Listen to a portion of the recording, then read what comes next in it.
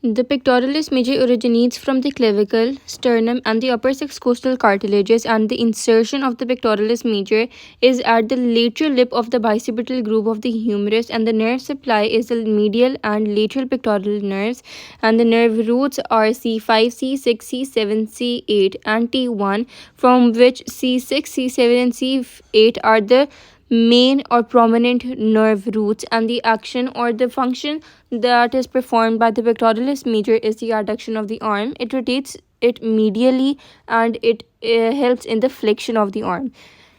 Next off, we have pectoralis minor.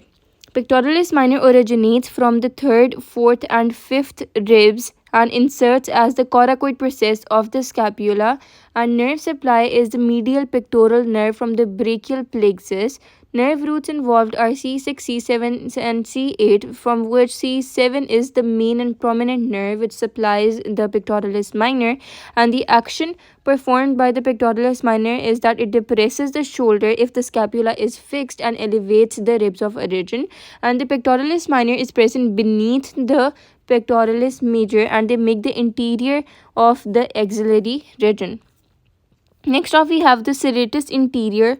Serratus interior originates from the upper eight ribs and inserts at the medial border and inferior angle of the scapula, and the nerve supply is the long thoracic nerve, and the nerve roots are C5, C6, and C7, from which C6 and C7 are the main roots and prominent roots, and the action is that it draws forward the interior around the thoracic wall and rotates. This is the clavicle, and the clavicular head of the pectoralis major originates from the medial side of the clavicle, and similarly this is the sternum and the sternal head of the pectoralis major. This is the pect major, and the sternal head of the pect major originates from the sternum, and they insert at the bicipital groove of the humerus.